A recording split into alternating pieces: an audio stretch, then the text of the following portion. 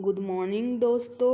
आज हम 21 मई 2021 का करंट अफेयर पढ़ेंगे जो आपके आने वाली आगामी exams bank, SSC, railway, UPSC आदि के लिए काफ़ी महत्वपूर्ण होगा। आइए हम शुरुआत करते हैं। इससे पहले अगर आपने हमारे चैनल को सब्सक्राइब नहीं किया है तो प्लीज़ सब्सक्राइब कीजिए, लाइक कीजिए, शेयर कीजिए एंड बेल आइकन पर प्रेस कीजिए, जिससे आपको हमारे नए वीडियोस के नोटिफिकेशन मिलते रहेंगे। आइए हम शुरुआत करते हैं क्वेश्चन नंबर फर्स्ट से। क्वेश्चन नंबर फर्स्ट है, हाल ही में जारी EY अर्नेस्ट एंड यंग द्वारा जारी 57वें अक्षय ऊर्जा सूचकांक में भारत किस स्थान पर रहा है? ऑप्शन फर्स्ट है पहला, ऑप्शन सेकेंड है दूसरा, ऑप्शन थर्ड है तीसरा, ऑप्शन फोर्थ है चौथा। तो इसमें भारत का जो स्थान रहा है वो कौन सा रहा है? तीसरा स्थान रहा है। अगर हम बात करें सौर फोटोवोल्टिक मोर्चे पर असाधारण प्रदर्शन के कारण भारत EY के अक्षय ऊर्जा देश आकर्षक सूचकांक में तीसरे स्थान पर रहा है, जो कि पिछले वर्ष से एक स्थान ऊपर खसका है। अगर हम बात करें अमेरिका ने RECAI 57 पर शीर्ष स्थान बरकरार रखा है। तो हम बात करें सूची में जो शीर्ष स्थान पर रहा है वो कौन है? अमेरिका रहा है।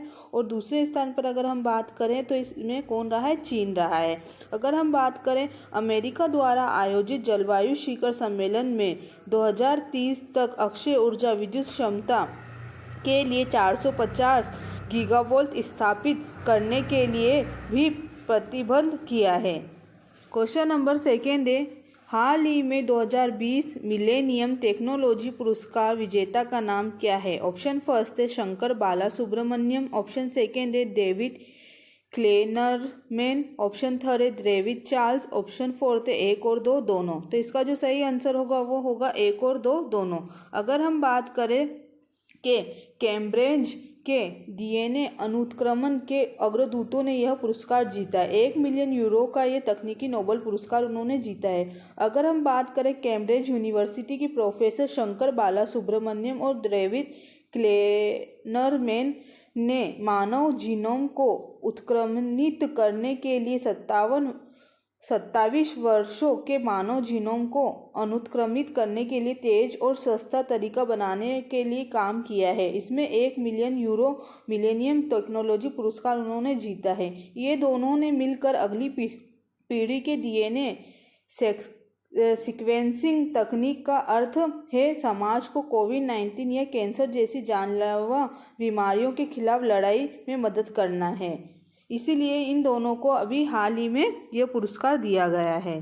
क्वेश्चन नंबर थर्ड है, हाल ही में प्रधानमंत्री मोदी ने गुजरात के चक्रवात प्रभावित क्षेत्रों के लिए कितनी राशि के राहत पैकेज की घोषणा की है?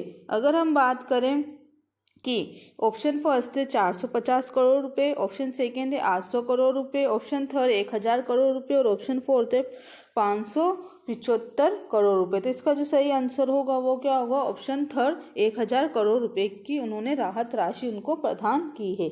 19 मई 2021 को प्रधानमंत्री नरेंद्र मोदी ने चक्रवात ताउते के कारण हुई स्थिति में समीक्षा के बाद गुजरात में तत्काल राहत के लिए 1000 करोड़ रुपए की वित्तीय सहायता की घोषणा की है। उन्होंने मृतकों के परिवारों को 2-2 लाख रुपए और घायलों को 50-50 हजार रुपए की राशि देने की घोषणा की है। चक्रवात ताउते के कारण राज्य भर में 3000 करोड़ से अधिक के नुकसान का अनुमान लगाया गया है।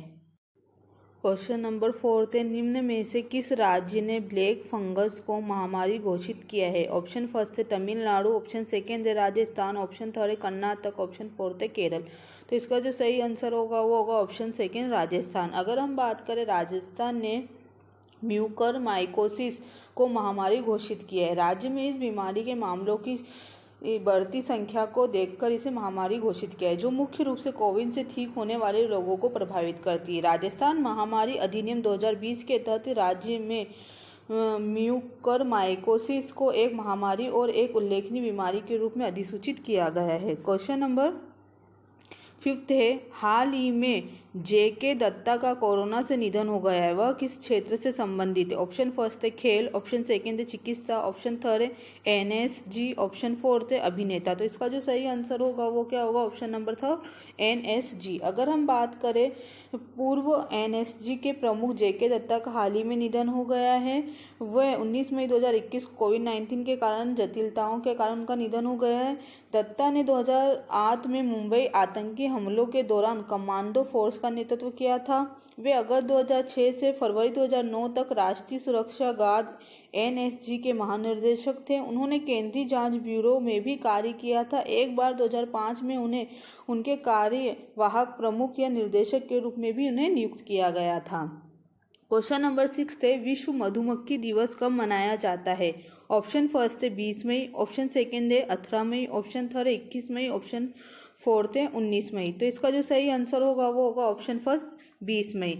अगर हम बात करें मधुमक्खी दिवस की तो इसकी जो थीम थी वो थी be engage build back better for bees, ये इसकी थीम थी। अगर हम बात करें मधुमक्खी दिवस समारोह मानव गतिविधियों द्वारा मधुमक्खियों जैसे परागणकों के लिए खतरों के बारे में जागरूकता बढ़ाते हैं। दिसंबर 2017 में संयुक्त राष्ट्र ने इस दिन को मंजूरी दी थी और फर्स्ट बार ये 20 मई 2018 को मनाया गया था। अगर हम बात करें 21 मई की तो 21 मई को अभी आतंकवादी रोधी दिवस भी बनाया गया जो राजीव गांधी की हत्या के उपलक्ष्य में मनाया जाता है। क्वेश्चन नंबर 7 है, मोख्तर ओउने को निम्नलिखित में से किस देश के प्रधानमंत्री के रूप में नियुक्त किया गया है? ऑप्शन फर्स्ट है नाइजीरिया, ऑप्शन सेकेंड है माली, ऑप्शन थर्ड है सूडान, ऑप्शन फोर्थ है यमन। तो इसका जो सही आंसर होगा ऑप्शन सेकेंड माली। अगर हम बात करें माली की तो यह पश्चिमी अफ्रीका के एक स्थल सीमा का देश है। अगर हम बात करें अफ्रीका का यह 8वां सबसे बड़ा देश है। अगर हम बात करें इसकी राजधानी की तो यह बमाको है और अगर मुद्रा की बात करें तो पश्चिमी अमेरिकी CFA फ्रैंक है। अगर हम बात करें कि जो मोख्तर ओउने को माली के प्रधानमंत्री के रूप में फिर से नियुक्त किया गया है वह इब्राहिम बाउबकर कीफ्ता को हटाने के बाद अगस्त 2020 में उन्हें कार्यवाहक सरकार के प्रधानमंत्री के रूप में नियुक्त किया गया था। क्वेश्चन नंबर 8 है, कोविड-19 पर मंत्री समूह की 26वीं बैठक की अध्यक्षता किसने की थी? ऑप्शन फर्स्ट है राजनाथ सिंह, ऑप्शन सेकेंड है नरेंद्र मोदी, ऑप्शन थर्ड है doctor Harshvardhan Singh, option fourth है प्रहलाद सिंह पटेल। तो इसका जो सही आंसर होगा वो होगा option third doctor Harshvardhan Singh.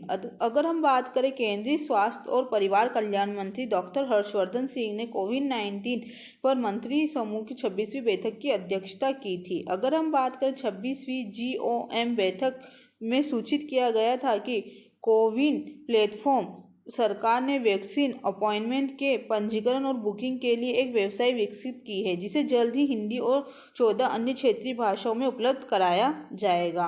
निकोमोसिस नामक कोविड-19 ब्लैक फंगस संक्रमण के इलाज के लिए इन्फोटेरिसिन B के उत्पादन को भी बढ़ाएगा। क्वेश्चन नंबर 9 है, किसने भारतीय भाषा सीखने के ऐप को बनाने के लिए इनोवेशन चैलेंज लॉन्च किया है? ऑप्शन फर्स्ट है नीति आयोग, ऑप्शन सेकेंड है डिजिटल इंडिया, ऑप्शन थर्ड है माइक्रोसॉफ्ट, ऑप्शन फोर्थ है माई गाँव। तो इसका जो सही आंसर होगा वो होगा ऑप्शन फोर्थ। अगर हम बात करें सरकार ने नागरिक जुड़ाव मंच माई गाँव ने एक भारतीय भाषा अधिनियम वाला ऐप बनाने के लिए इनोवेशन चैलेंज लॉन्च किया है। ऐप बनाने का उद्देश्य क्षेत्रीय भाषा साक्षरता को बढ़ावा देना और सांस्कृतिक समझ को पैदा करना है। इनोवेशन चैलेंज भारतीय व्यक्तियों, स्टार्टअप्स और कंपनियों के लिए खोला गया है। टॉप 3 टीमों को 20 लाख रुपए की फंडिंग मिलेगी।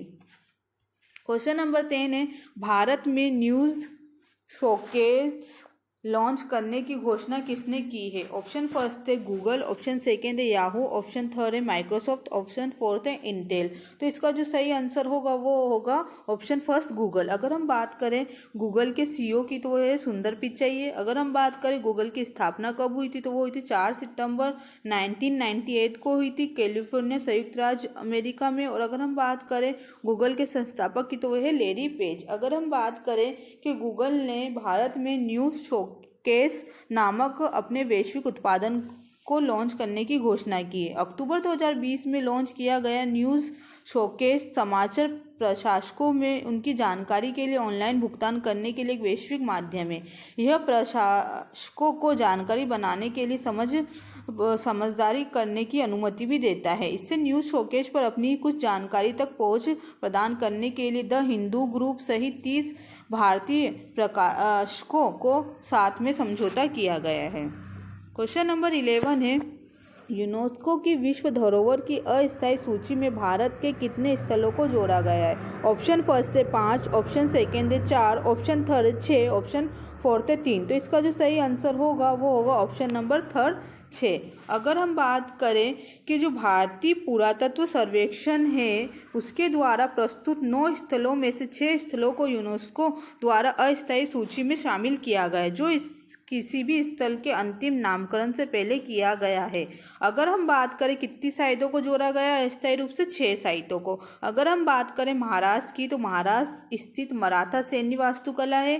कर्नाटक स्थित अगर हम बात करें दूसरे नंबर पे तो वो है कर्नाटक स्थित हायर बंगाल मेगालिथिक साइट है। अगर हम बात करें तीसरे पर तो मध्य प्रदेश स्थित नर्मदा घाटी के बेराघाट लेमता घाट है। अगर हम बात करें चौथे पर तो वो है वाराणसी स्थित गंगा घाट। और अगर हम बात करें कांचीपुरम स्थित मंदिर और हम बात करें तो सतपुरा टाइगर रिजर्व एमपी। इस 6 साइटों को अभी काय में जोड़ा गया है, यूनेस्को की सूची में अस्थायी रूप से जोड़ा गया है। क्वेश्चन नंबर 12 है, हाल ही में पॉलीथीन प्लास्टिक के आयात पर प्रतिबंध किसने लगाया है? ऑप्शन फर्स्ट है तुर्की, ऑप्शन सेकेंड है ग्रीस, ऑप्शन थर्ड है जॉर्जिया, ऑप्शन फोर्थ है सीरिया। तो इसका जो सही आंसर होगा वो क्या होगा? ऑप्शन फर्स्ट होगा तुर्की। अगर हम बात करें तुर्की ने पॉलीथीन पॉलीमर प्लास्टिक कचरे पर आयात पर प्रतिबंध लगा दिया है क्योंकि पर्यावरण समूह ने विश्व की प्लास्टिक खपत को प्रभावी रिसाइकलिंग की कमी को सूचित किया है। इसलिए ही तुर्की ने हाल ही में प्लास्टिक कचरे पर प्रतिबंध लगा दिया है, जो सूची में 74% तक प्रतिबंधित रहेगा। क्वेश्चन नंबर 13 है, 26 से 27 मई के आसपास आने वाले 2021 के दूसरे चक्रवात का नाम क्या है? ऑप्शन फर्स्ट है यास, ऑप्शन सेकेंड है ताउते, ऑप्शन थर्ड है निवार, ऑप्शन फोर्थ है गुलाब। तो इसका जो सही आंसर होगा वो होगा ऑप्शन फर्स्ट यास। अगर हम बात करें भारत मौसम विज्ञान विभाग के अनुसार बंगाल की खाड़ी के ऊपर चक्रवात यास के 26 से 27 मई के आसपास आने की संभावना। यह तूफान 2021 में बनने वाला दूसरा और 2021 में बंगाल की खाड़ी के ऊपर आने वाला पहला तूफान होगा। यह निम्न दबाव प्रणाली उत्तरी अंडमान सागर के करीब उभर सकती है। यह 26 मई के शाम को उड़ीसा या पश्चिम बंगाल की ओर बढ़ सकता है। तो इस चक्रवात को जो नाम दिया गया था वो ओमान द्वारा दिया गया था।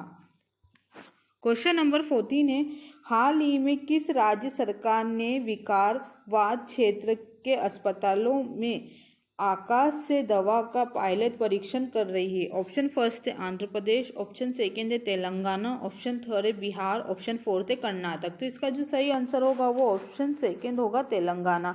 अगर हम बात करें तेलंगाना की राजधानी की तो वो हैदराबाद है। अगर हम बात करें तेलंगाना के राज्यपाल की तो तमिलसाई सौंदरराजन है। अगर हम बात करें वहाँ के मुख्यमंत्री की तो वह के चंद्रशेखर राव है। अगर हम बात करें तेलंगाना सरकार ने विकारवाद क्षेत्र में के अस्पतालों के चारों ओर फैली 16 प्राथमिक स्वास्थ्य केंद्रों का चयन किया है, जो कि कई ड्रोनों के माध्यम से दवाओं की डिलीवरी से जुड़ी अपनी तरह की पहली परियोजना है, जो महत्वाकांक्षी आकाश से दवा का पायलट परीक्षण कर रही है। कोल्ड चेन सुविधाओं की उपस्थिति के कारण इस क्षेत्र में अस्पताल को केंद्रीय बिंदु के रूप में चुना गया है। अगर हम बात करें कि ब्लू डॉट मेड एक्सप्रेस की अध्यक्षता में 7 ऑपरेटरों के एक संघ ने शुरू किया है, जो 500 मीटर की VLOS रेंज में शुरू की जाने वाली परियोजना के लिए चुना गया है। इसे धीरे धीरे 9 किलोमीटर की सीमा तक बढ़ाया जाएगा। इसमें मानव रहित विमान प्रणाली नियम 2021 की शर्तें भी इसमें को छूट दी गई है। क्वेश्चन नंबर 15 है, हाल ही में नेटवर्क सुरक्षा में ऑनलाइन पाठ्यक्रम का उद्घाटन किस दूरसंचार सचिव ने किया है? ऑप्शन फर्स्ट है अंशु प्रकाश, ऑप्शन सेकेंड है अरुणा सुंदरराजन, ऑप्शन थर्ड है रविशंकर प्रसाद, ऑप्शन फोर्थ है भरत कुमार। तो इसका जो सही आंसर होगा वो होगा ऑप्शन फर्स्ट अंशु प्रकाश। अगर हम बात करें कि कि दूरसंचार विभाग ने संचार मंत्रालय के दूरसंचार विभाग के सचिव और डिजिटल संचार आयोग के अध्यक्षता श्री अंशु प्रकाश ने हाल ही में नेटवर्क सिक्योरिटी पर एक ऑनलाइन सर्टिफिकेट पाठ्यक्रम का उद्घाटन किया है। यह पाठ्यक्रम का आयोजन प्रशिक्षण संस्थान स्थल पर किया जाएगा। अगर आपको मेरा ये वीडियो अच्छा लगा है तो प्लीज़ मेरे चैनल को सब्सक्राइब कीजिए, लाइक कीजिए, शेयर कीजिए। Thank you.